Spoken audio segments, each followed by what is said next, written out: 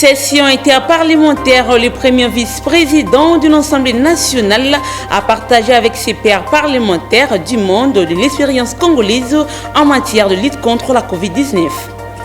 Un point de presse organisé ce jeudi 27 mai 2021 sur l'éruption de Nyiragongo par le ministre de la Communication et des Médias. Lancement officiel le mercredi 26 mai 2021 d'un film en réalité virtuelle dans l'objectif d'apporter la lumière sur les phénomènes des enfants de la rue bafoués par bon nombre de Congolais. En sport, le ministre du Sport et Loisirs a reçu en audience les nouveaux sélectionnaires de Léopard A. C'est tout pour les titres. Bienvenue dans ce journal, mesdames et messieurs, à la une des actualités et travaux de la session interparlementaire pour ce troisième jour. Jean-Marc Kabound, premier vice-président de l'Assemblée nationale, a partagé avec ses pairs parlementaires du monde l'expérience congolaise en matière de lutte contre la Covid-19. Reportage. Monsieur le secrétaire général, chers collègues, le Parlement de la République démocratique du Congo félicite Monsieur le Président de l'Union interparlementaire pour sa dernière élection, mais aussi tous les nouveaux élus.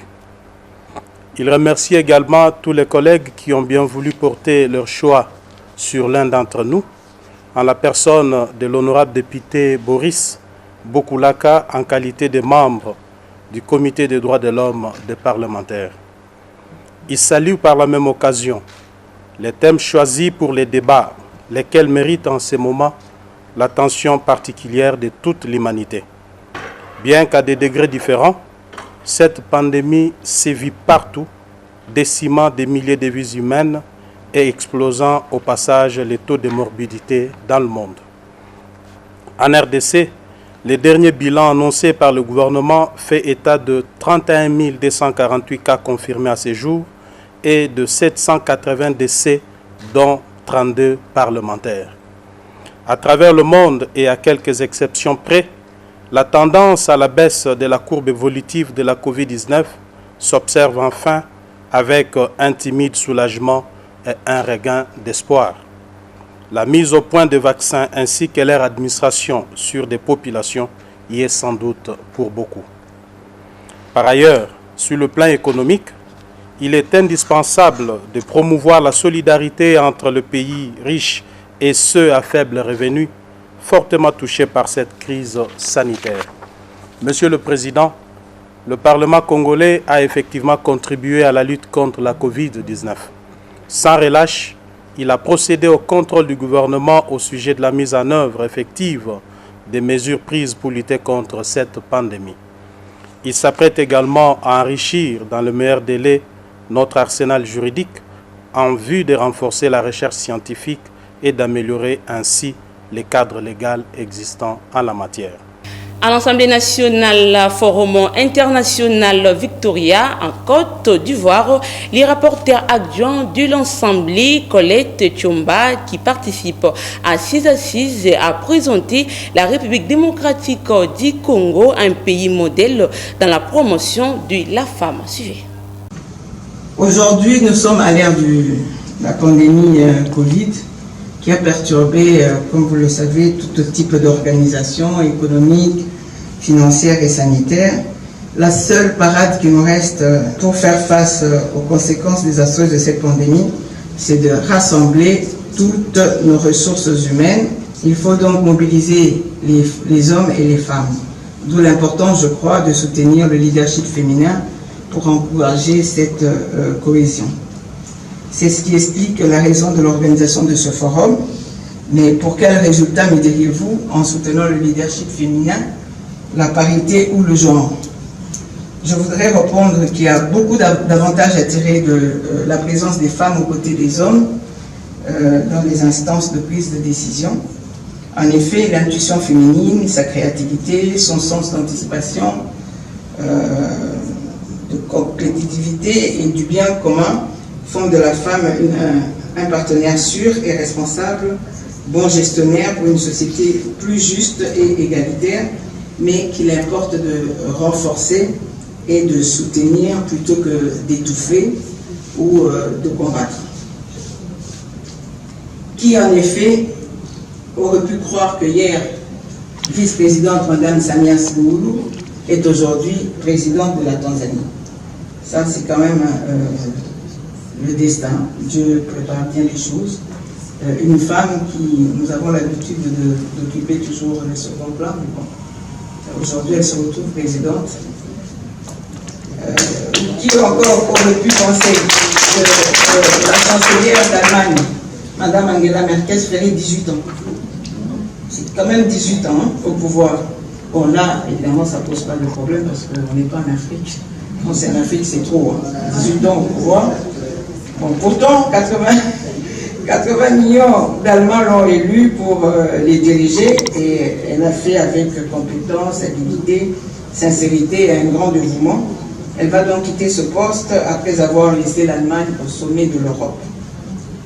Nous savons tous que cela n'est pas facile car la femme doit faire face à plusieurs contraintes et critiques de tout genre. En même temps, à compétence égale, elle doit fournir plus d'efforts pour que son homologue masculin accepte qu'elle a à moitié bien fait son travail. L'actualité, c'est aussi le Premier ministre Samalou Kondé a échangé ce jeudi 27 mai 2021 tour à tour avec les ambassadeurs, celui de la République démocratique de Corée et de l'Union européenne ainsi que celui de Suède. Suivez les réactions. Je lui ai aussi présenté nos sincères condoléances aux victimes du volcan, de l'éruption du volcan Nyiragongo, pour les dégâts humains et matériels causés par cette éruption. On a passé en revue nos relations bilatérales d'amitié et de coopération de longue date. On a discuté qu'on va continuer à renforcer ces relations de coopération dans tous les domaines possibles. Principalement sur la solidarité que nous voulions porter, le message de sympathie que nous voulions porter au Premier ministre, au gouvernement congolais et à tous les habitants de la République démocratique du Congo pour les événements qui se passent en ce moment à Goma. La situation est très grave, elle est très menaçante. Le gouvernement a pris une décision d'évacuation d'une partie des quartiers de Goma. Et je voulais apporter bien sûr un message de sympathie et de solidarité, mais en même temps aussi dire la disposition de l'Union européenne à accompagner le gouvernement congolais et à accompagner les autorités pour faire face à cet impact humanitaire et à cette situation humanitaire grave dans la région du Nord Kivu. Nous avons échangé sur les priorités communes entre la Suède et la RDC, entre le gouvernement du Premier ministre et la Suède. Et je l'ai félicité pour son engagement pour continuer le processus de réforme qui a été entamé dans différents domaines.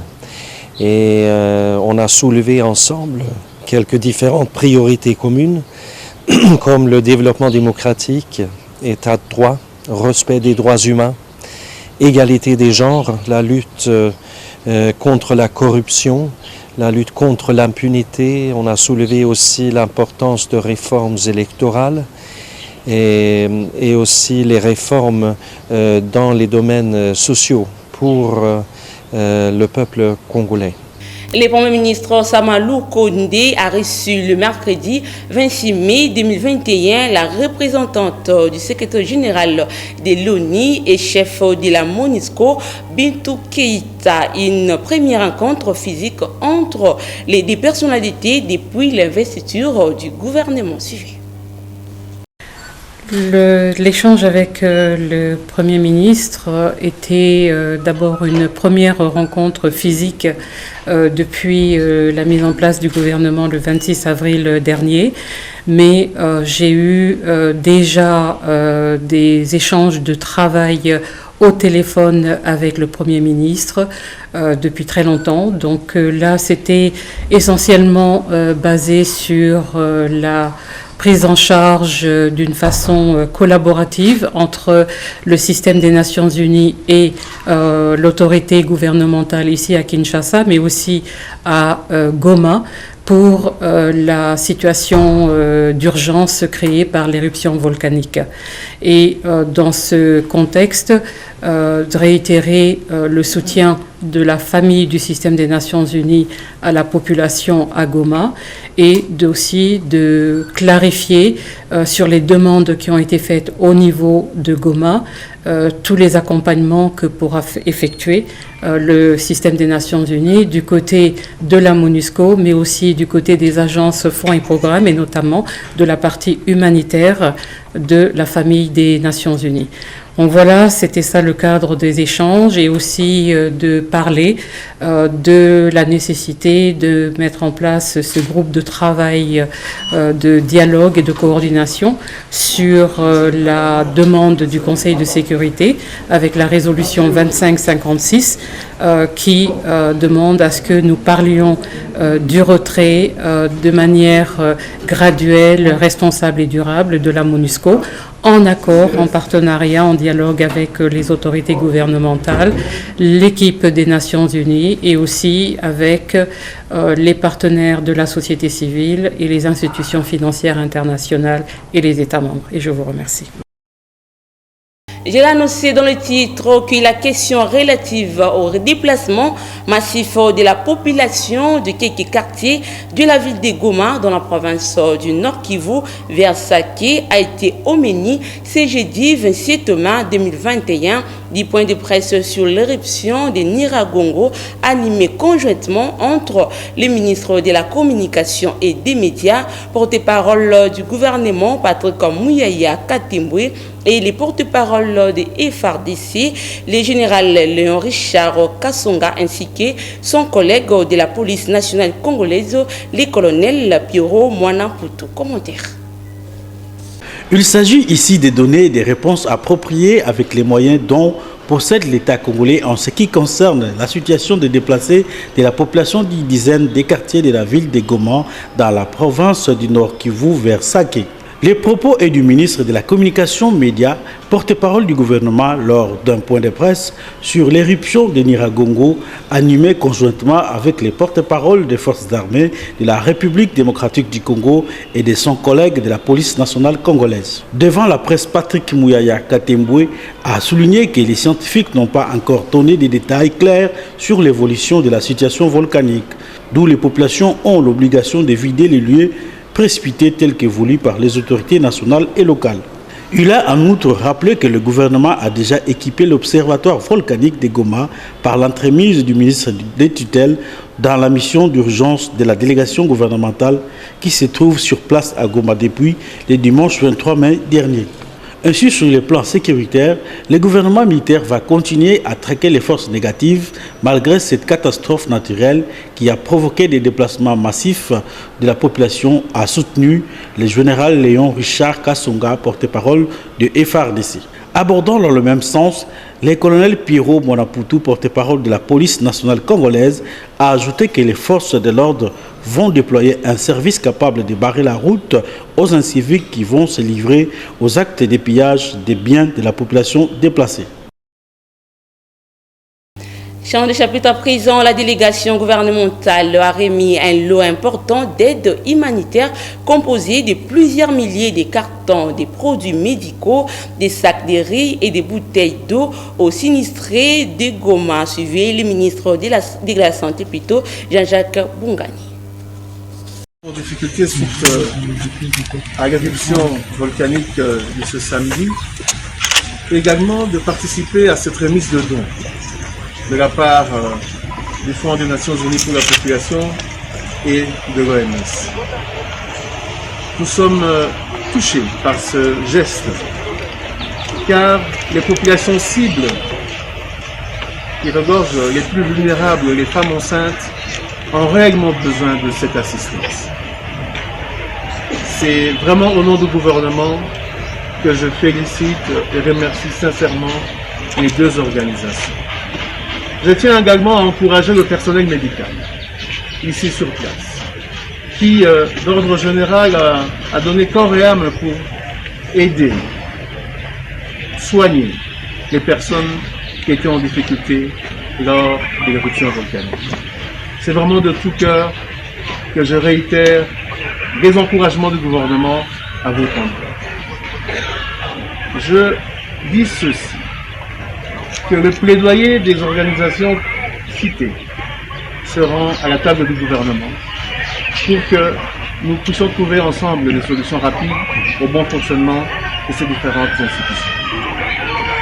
Nous allons également, après mon propos, rencontrer les femmes enceintes qui sont dans cette institution hospitalière, échanger avec eux. Sur ce, encore une fois, j'encourage la population à rester calme et que l'équipe du gouvernement avec l'équipe provinciale, nous avons régulièrement des échanges pour que les choses se passent de manière correcte. Je vous remercie. Procéder à la remise dans les locaux de l'hôpital des kits de dignité au protocole pour vous guider nos salles de.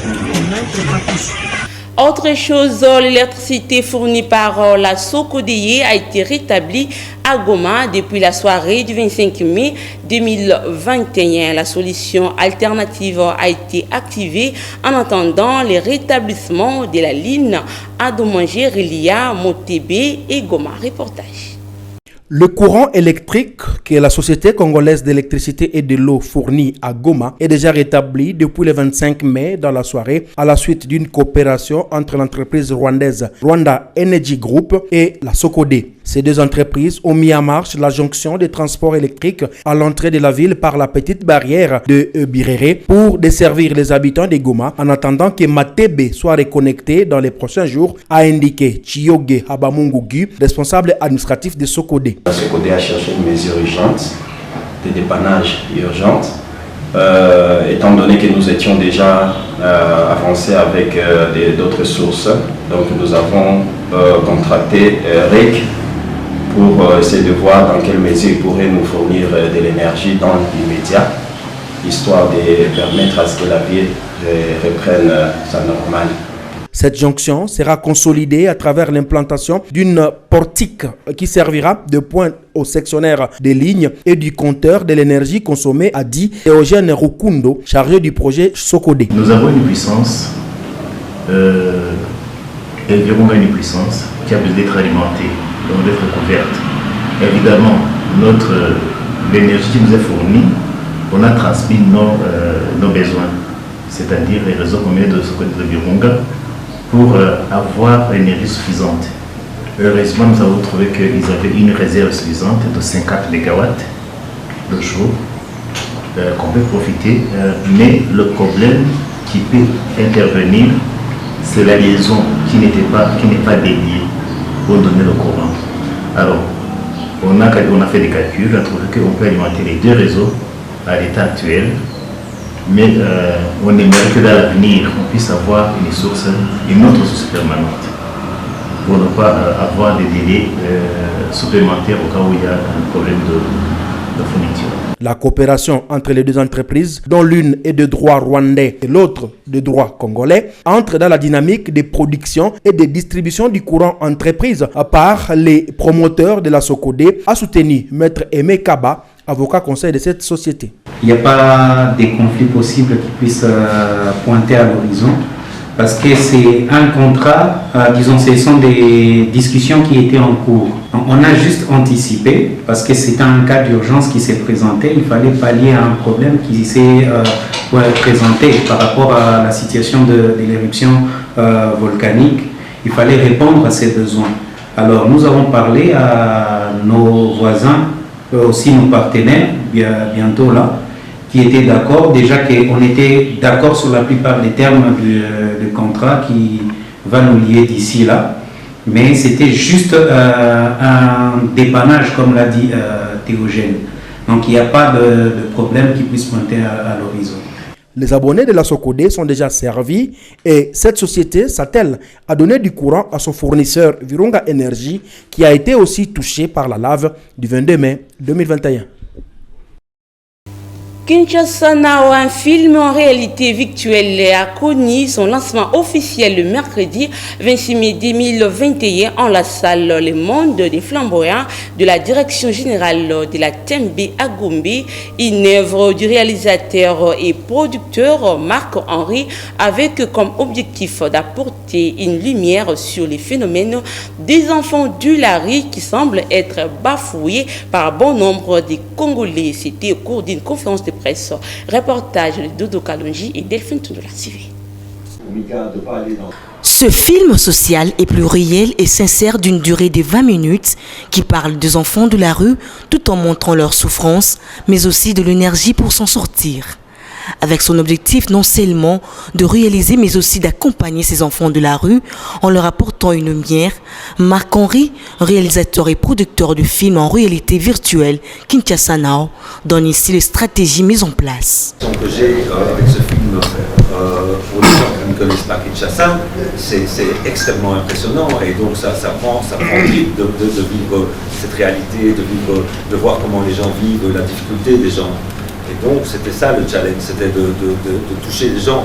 Et puis comme j'avais déjà fait un long métrage classique, moi c'est trouvé intéressant en tant que cinéaste de raconter une histoire mais sous une autre forme. Voilà pourquoi j'ai choisi la réalité virtuelle. Ce film en réalité virtuelle Kinshasa Now est une expérience où le spectateur est plongé grâce à un casque VR 360 degrés dont Marc-Henri explique le traitement. Je me promène partout, je me promène seul, je n'ai pas de voiture, je prends des motos, j'essaie de vivre un peu comme les Congolais.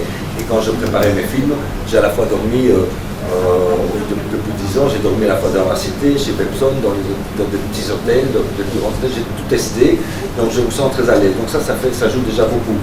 De son côté, Arsène Tambouka, représentant de la TMB, ce film Kinshasa Now est une interpellation de tous, particulièrement aux parents. C'est également d'interpeller les parents en disant qu'il y a une possibilité de l'interpellation de tout le monde. C'est également ces deux messages qu'il est important de cerner derrière ce film que vous avez suivi et qui est à 360 degrés. Vous le voyez, c'est comme si vous planez en fait au-dessus. Magnifique. Présent, l'acteur principal de ce film relate son expertise. L'histoire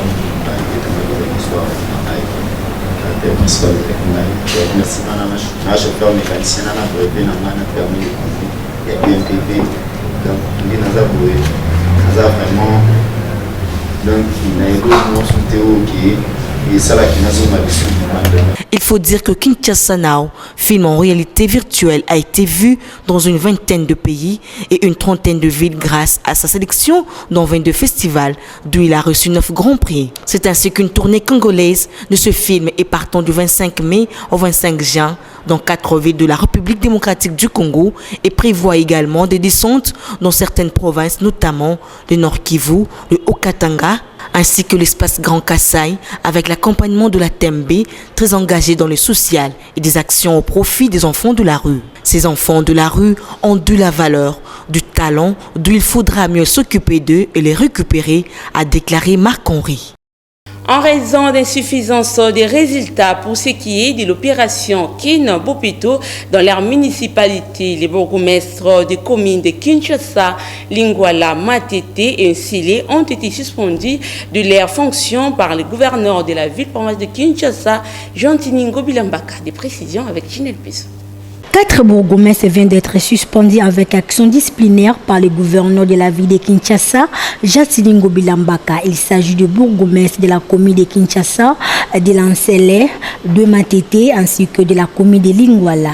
Ces 4 bourgmestres sont reprochés de la non-implication dans les travaux d'assainissement de leurs juridictions respectives, souvent les inscriptions données par l'autorité urbaine. Depuis un temps, le premier citoyen de la ville de Kinshasa a pris l'habitude de faire des rondes nocturnes et question de se rendre compte personnellement des travaux d'assainissement qui s'effectuent à travers chaque commune sous la direction du bourgmestre. Par ailleurs, il faut retenir que la mesure de suspension avec action disciplinaire décidée par l'autorité urbaine est prise à titre conservatoire et donne 20 jours aux chefs de municipalité frappés par cette mesure pour justifier leur comportement qualifié de la laxisme. Rappelons que le gouverneur Jean-Tiningo Bilambaka a toujours signalé au cours des différents échanges avec les bourgmestres qui ne gèrent aucune commune.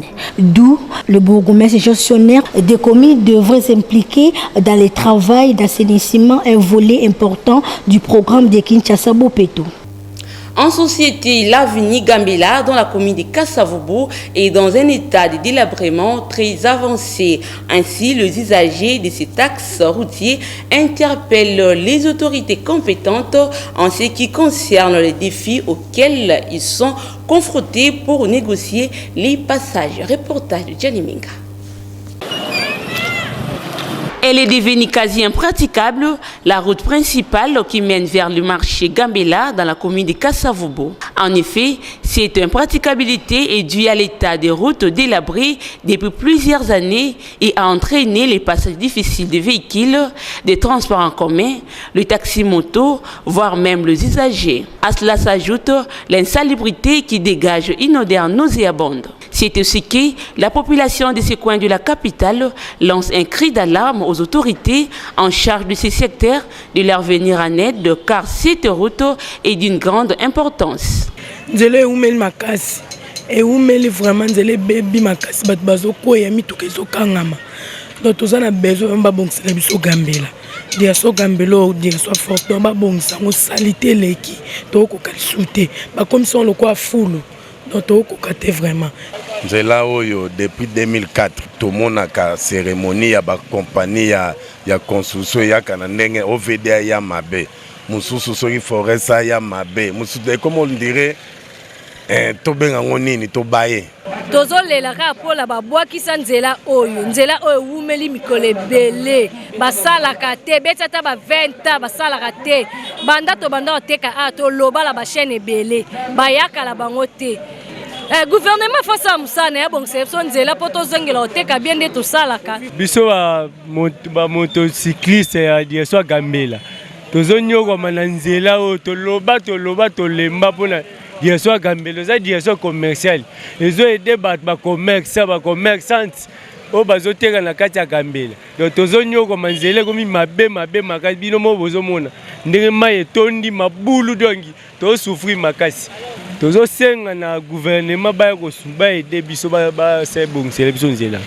La population demande au gouverneur de la ville de Kinshasa, Jean Tilingo Bilambaka, de s'impliquer personnellement pour la réhabilitation de cette route. Parlons sport avant de boucler ces journaux. Le ministre des Sports et Loisirs, Serge Kondi, a reçu en audience le mercredi 26 mai 2021 les nouveaux sélectionnaires du Léopard A, Hector Cooper. Reportage. Plus question de perdre le temps, les choses sérieuses commencent pour les Léopards Football Messieurs de la République démocratique du Congo. Le gouvernement congolais est prêt à vous accompagner. Commençons par le président de la République, le Premier ministre et tout le peuple congolais sera là pour vous. Donc pour ce qui concerne l'État congolais, je tiens à vous rassurer que tout ce que vous avez mis comme engagement avec la fédération sera respecté. Ce que nous attendrons de vous, c'est nous donner des bons résultats et vous passer de très bons moments dans notre pays, la République démocratique. Hector Cooper, prochain sélectionneur des Léopards, est reçu par le ministre des Sports et Loisirs, Serge Kondi, ce mercredi dans son cabinet de travail. L'Argentin, accompagné des membres du bureau de la Fédération congolaise de football association, avec à la tête Constant Omari Selemani, a reçu les garanties d'un accompagnement sans faille du gouvernement de la RDC, assorti des exigences très claires.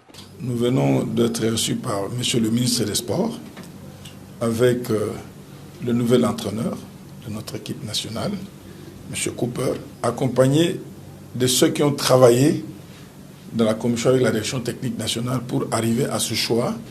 Après avoir terminé la réunion purement technique au sein de la fédération, il était tout à fait normal qu'ils viennent présenter des civilités au ministre et qu'à travers cette séance de travail, le ministre puisse lui faire part des préoccupations et des attentes du gouvernement en ce qui concerne la gestion de notre équipe nationale. La RDC, qui revoit ses ambitions à la hausse, pense déjà à la qualification à la Coupe du Monde Qatar 2022, un rêve qui dure depuis 47 longues années. Aujourd'hui, devenu l'objectif de tout un peuple. Il nous fallait quelqu'un de grand gabarit pour pouvoir nous traîner vers le haut. Si vous avez observé, on a évolué, mais on a donné l'impression de stagner. Il fallait maintenant un électrochoc pour pouvoir tirer l'équipe vers le haut et, bien sûr, satisfaire à nos objectifs. Le premier objectif, c'est la qualification à la phase finale de la Coupe du Monde. Hector Cooper aura à sa disposition un staff technique bien étoffé et bien compartimenté. Voilà, c'est par ici que prend fin le journal. Place au rappel des titres.